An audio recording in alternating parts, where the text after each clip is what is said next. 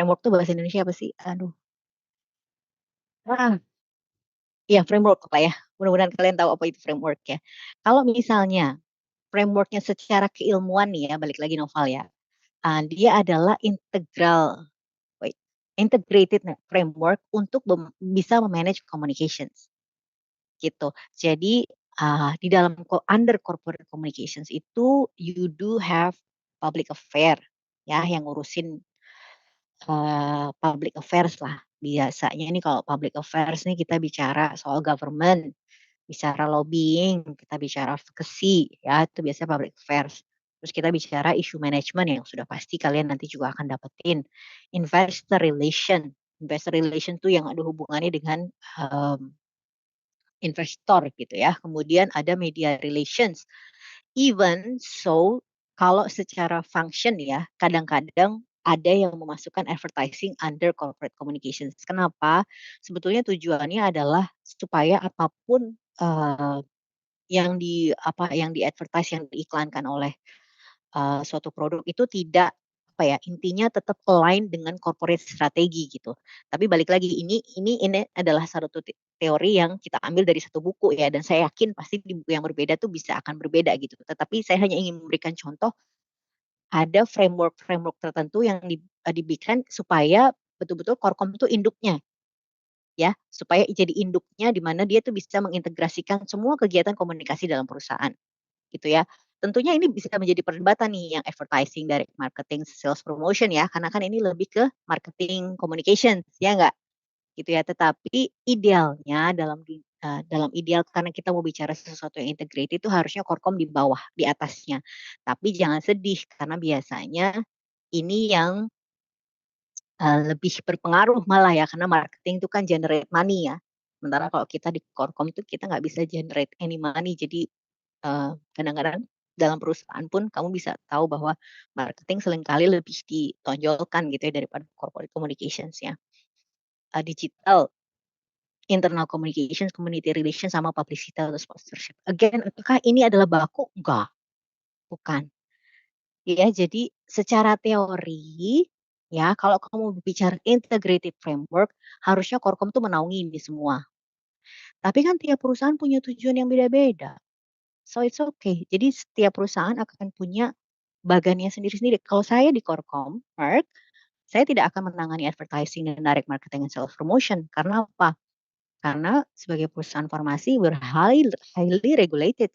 Karena kami bukan medical. Kami nggak boleh gitu ya membuat advertising terkait dengan produk kami. Jadi again, ini bisa akan ditinjau oleh masing-masing perusahaan. Tapi secara teori kamu harus tahu bahwa kalau memang konsepnya Korkom itu sebagai integrated framework, maka ideally harusnya Korkom itu membawahi semua bentuk komunikasi yang dimiliki oleh perusahaan, tuh ya. Ya, jadi jangan, apa namanya, jangan bingung, tapi ini hanya sekedar memberikan contoh. Nah sekarang, mari kita belajar, contohnya Korkom tuh kayak apa sih gitu ya. Jadi mungkin, ada beberapa dari kalian yang pengguna produk Apple kan? Mungkin kita lihat dulu satu-satu ya. Nah ini kenal siapa Bapak ini? Steve Jobs. Oh, very good. Kenal, Ya, Mbak. kenal ya. Nah, jadi teman-teman tentu sudah tahu lah Steve Jobs itu dikenal sebagai siapa sih? Coba ada yang bisa speak up nggak?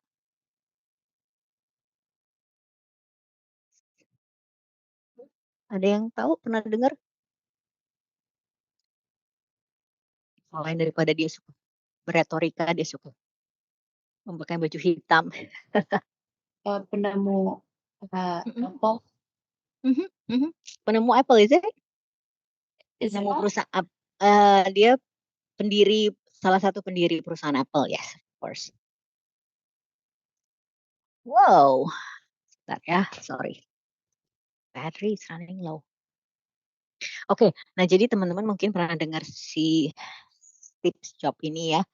Jadi memang itu dia terkenal, punya nilai-nilai entrepreneur gitu ya. Jadi kita bicara soal sosok leadership dari seorang Apple.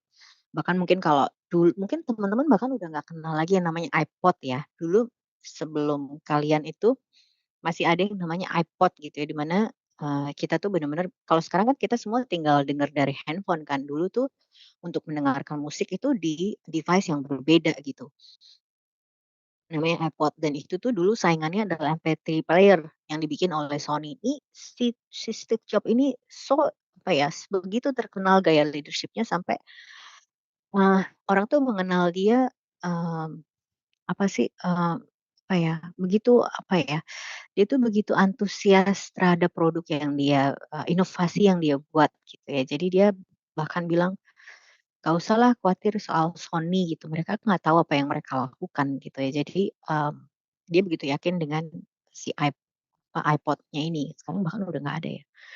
Dan itu semua lahir iTunes itu tuh lahir dari memang, kecintaannya si Steve Jobs itu terhadap musik. Ah, kemudian apa yang terjadi, he passed away, right?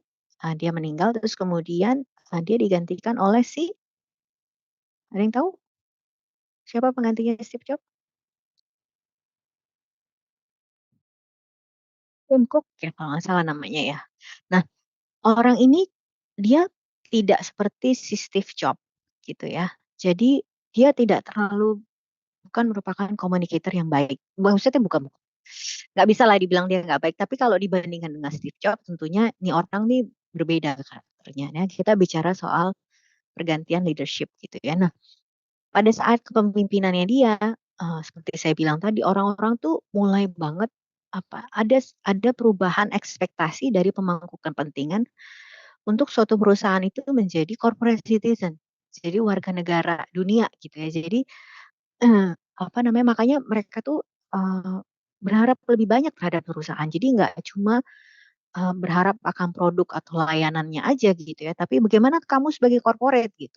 Makanya kenapa kok tiba-tiba, eee, muncullah itu ya, tiba-tiba, Apple itu diserang dari sisi, sebenarnya kinerja lingkungan kamu gimana sih? Gitu kan, dalam kamu membuat produk-produk itu gitu. Jadi udah mulai tuh muncul informasinya terutama di internet gitu ya. Udah apa namanya, tiba-tiba kebongkarlah bahwa si Apple ini misalnya, apa, barang-barang sisaannya tuh seperti apa gitu. Jadi kinerja lingkungannya, dampak ke lingkungannya apa tuh dari sisi produk-produknya Apple. Mungkin ya dulu Steve Jobs nggak pernah mikirin itu gitu, karena betul-betul dia fokusnya adalah, "Oke, gue melakukan inovasi. Kelebihan dari produk gue adalah A, B, C," gitu ya. Kompetitor ke laut aja misalnya gitu. Tapi kemudian zaman berubah gitu ya, jadi lebih banyak sekali, apa namanya, yang diharapkan oleh stakeholder bahkan sampai ke kinerja lingkungan sekalipun. Nah kemudian bahkan mereka pun, kena kasus gitu ya. Dari sisi, financial affair-nya. Jadi, mulai ada harapan mereka untuk lebih transparan gitu menjelaskan, financial situation-nya mereka ini pasti sama sekali sebelumnya tidak pernah terpikirkan gitu ya, kok kenapa, bisa kayak gitu, gitu kan kalau financial, performance kan, apa sih istilahnya, rahasianya perusahaan dong, oh enggak juga gitu. Jadi bahkan stakeholder pun udah lebih menuntut itu gitu. Bahkan yang lebih lanjut lagi yang, kurang dari 10 tahun yang lalu udah mulai ada soal data privacy diangkat-angkat. Jadi kamu bisa ngelihat kan dari Apple yang fokusnya betul-betul adalah produk oriented gitu ya, inovasi, gimana caranya si Steve Jobs, menjual keunggulan produknya gitu ya, sampai ke isu yang, mmm isu yang mengembang, berkembang gitu. Nah, kita lihat video sebentar ya. Saya cuma mau ngasih tahu produk atau hasil dari, corporate communications itu kayak apa sih contohnya, ya. Sebentar,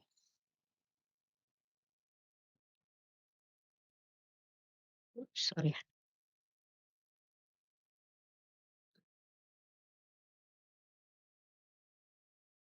ya.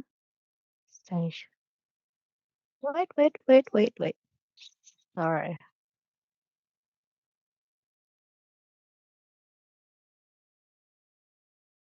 Suaranya kedengeran nggak ya? Suaranya kedengeran nggak teman-teman? Suara videonya Belum ada, Mbak. belum ya? Bentar ya. Yes, sound, right. Kita ulang ya. Apple has a plan. Kedengeran? Kedengeran, Mbak. Okay, that's good. And a promise to make Apple carbon neutral. Wait, no, we've already done that. To make every single Apple product carbon neutral by 2030. Even yours. We're working to make every iPhone, iPad, watch, and Mac with 100% recycled or renewable materials. We're finding new ways to extract aluminum, steel, tin, tungsten, and plastic from recycled Apple products. We're growing enough trees and recycling enough paper to sustain all our packaging. But we can do much more. It's not just what goes into our products, it's also how they're made. Hundreds of manufacturers, distributors, testers, assemblers, disassemblers, and material makers all upgrading to 100% renewable energy. A lot of them are even going zero waste. But it's still not enough. Manufacturing is just a part of it. What about all of you? This is a big one. Apple devices are all over the world. And by 2030, all of the electricity charging all of your devices will be 100% renewable. So you're a part of this too. Because Apple is going carbon neutral. No, everything Apple is going carbon neutral. Apple has a plan. Nah, jadi itu salah satu contoh apa sih hasil komunikasinya dari corporate communications ya. Oops, sorry. Why? Kenapa tiba-tiba ada lagu? Oke.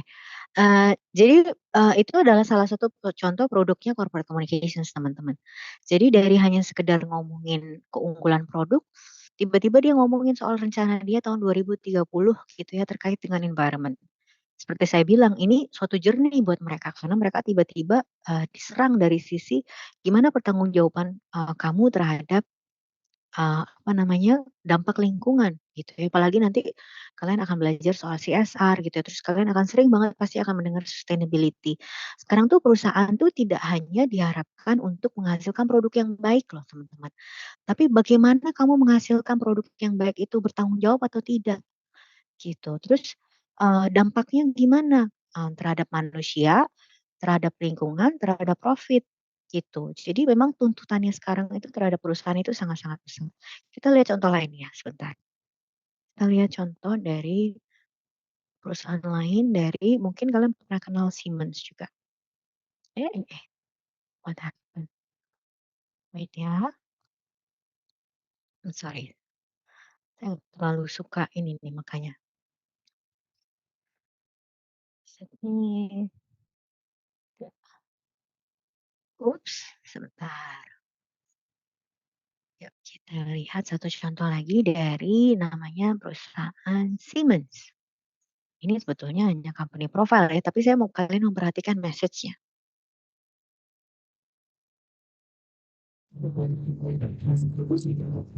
In rapidly changing global markets, enterprises must constantly innovate in order to satisfy customer needs and stay competitive. Therefore, we've built our position along the value chain of electrification.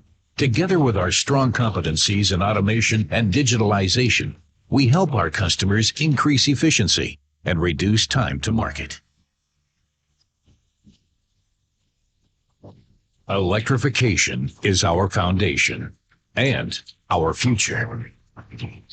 Looking ahead today, we're already installing the energy systems of tomorrow, with products designed to generate, transmit, distribute, and use electrical energy as efficiently as possible. In automation, too, we have been a global player for decades, with the intention to expand even further. And we make increasing use of the opportunities provided by digitalization to generate added value for our customers. Combining our engineering and data expertise, we create truly intelligent infrastructures, seamlessly connecting the physical and virtual worlds. We drive forward the future of manufacturing. We are leading the way in connecting hardware, software, and data across all domains. And we have the know-how for turning the big data generated by billions of devices into even bigger opportunities. That's why customers all over the world trust us, count on our technological excellence, and continue to look to us for real innovation. We set new standards, making real what matters.